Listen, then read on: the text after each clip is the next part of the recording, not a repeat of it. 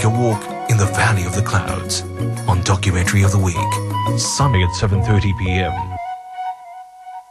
Lucky to have been where I have been, lucky to be coming home again. Lucky we're in love in every way, lucky to have stayed where we have stayed, lucky to be coming home someday. And so I'm saying, well, welcome back. As parents, some may want the best for their children, but do they sometimes wonder if they're raising them right? That's right. Well, author Alan Yip suggests that most parents don't do it right. In fact, he says not only do they equip their children with the wrong skills, what is worse is that they're not even aware of the damage that they're causing. Well, we asked Alan for his take on what parenting is really all about based on his new book, Fantastic Parenting. Good morning to you, Good morning. Alan. So let's assume that parents are not doing their job right. So what are the mistakes or common mistakes that parents are making, with their children? That's right. That's really good. I think, first of all, many parents use negative labeling, which is killing children's self-esteem. For example, when parents say, "Why are you so slow?" And he's lazy, she's shy, he's hyperactive, he's ADHD, he's useless, she's worthless. When we use these kind of negative labels, what we don't realize is we are motivating our children to develop and reinforce the negative traits. And that is so important, because if you say you are shy and she's shy, you are conditioning them to be shy every day. Okay, then. So how do you get parents to turn around and switch from that negative enforcement into something that's positive? Because That's really if good. it comes out naturally, then you're changing habits. Yes, we are what we say. We are what we think. So instead of saying she is shy, change the language. How? Okay, instead of saying she's shy, she's not shy. It just takes a little bit more time for her to warm up. Yeah. Or she's cautious.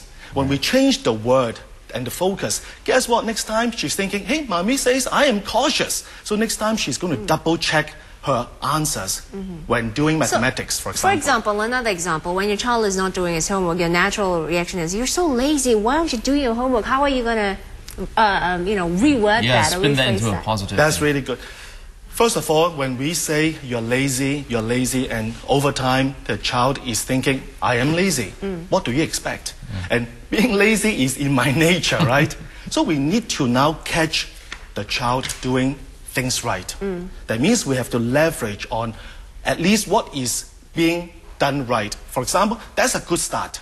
I know you can do this, and you got 2 out of 10 in spelling. That's a good start. Now, continue.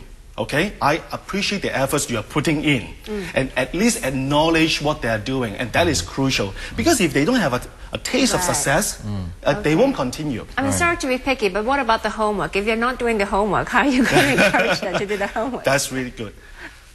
First of all, we need to understand why they are not doing the homework. Right. Okay, do they lack the skills to do it?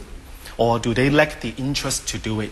Or do they lack the understanding why they have to study hard or why they have to do it? So we have to sit down and get to know our children as individuals. We need to understand the likes, their dislikes, their aspirations, because if they don't understand why they have to do certain things, they are not motivated to do. We have to enable them to see the why, because the clearer the why, the easier the how. So does that mean parents will have to actually put in the effort and time to sit down and have, like, as they say, a man-to-man chat about this, look, the homework is good for you, this is da-da-da-da, and get all philosophical about it?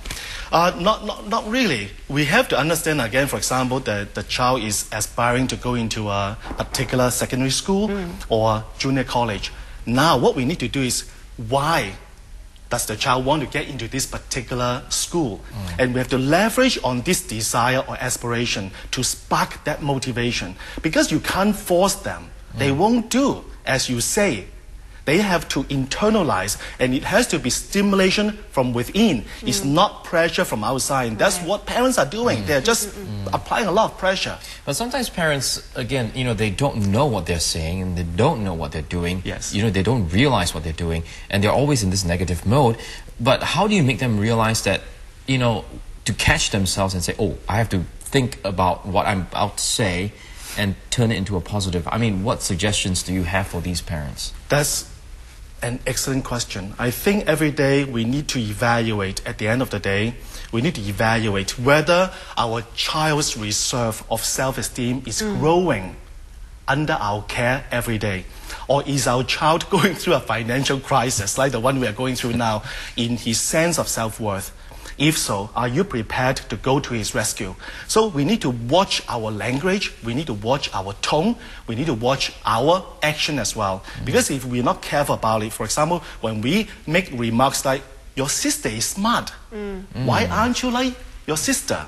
She got another scholarship. What happened to you? Both of you came out from mommy. And guess what? Then the other child is always in the shadow of inferiority of the achieving one. Yeah, it sounds as if, the parents that you're describing, they're almost insensitive to their own children. And it seems to me like they should be even talking their child this way. They should talk like how they talk to adults even. You're absolutely right. When we talk about democratic values, and we all want to be treated as an equal, so are children. However, it's not the case, because the problem is parents are using exactly the methods that their parents had used before. Times have changed. Now we need to focus on, for example, building the foundation in mutual respect and trust, getting the cooperation from children, not competition. We need to foster the sense of shared responsibility within the family and so forth. But doesn't that also kind of diminish a parent's role as an authority? Okay, I think parents should not be a figure of authority. Parents should be the best coach for their children. As the prominent psychologist Alfred Adler said, if you are to have better children, parents must become better educators. That means we have to educate ourselves first. We have to become positive, we have to become confident, and we have to learn how to manage time, how to plan, and we have to learn how to control our anger, our emotions. Because high-performing parents produce high-performing children. But you have to admit, though, I mean, there are cases out there when you just have to say, no, you can't. I mean, they won't understand, but no, just listen to me now, you'll understand later. Is the approach different when they're young and when they're older? Maybe in the teenage years, going through puberty, would you approach it differently? Not really. Because in my book, I analyzed the 6 universal human needs. And that is so crucial when you are dealing with teenagers. When you have teenage children who are now hiding in the room, chatting with strangers, not joining the family dinner, and talking on the phone and so forth, you have a serious problem. Because at home, your teenage child is malnourished in the diet of love and connection. We have to now change the diet. And oftentimes parents over-explain to kids and under-communicate to teenagers. So we have to rebuild again the bridges of communication. We have to tear down the invisible walls between us and our children. You know what I think, though? It's not just parents and children. I think children take their cues from how both their parents communicate with each other, mom and dad, how they do it with each other, and that how they boils deal with down. each other. Exactly. So I think it starts with parents themselves, actually. You are absolutely right. Oftentimes children are stuck or caught in the war or the battle between the husband and the wife. And we see quite a bit of that. And children, for example, being caught in a divorce are usually difficult or problematic.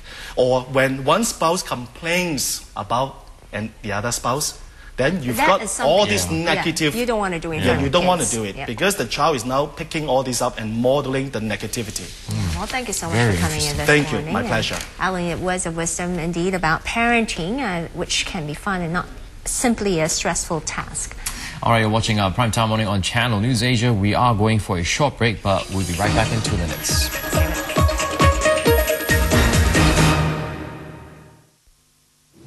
Just off Rhode Island around lunchtime, we anticipate a light sprinkling of water.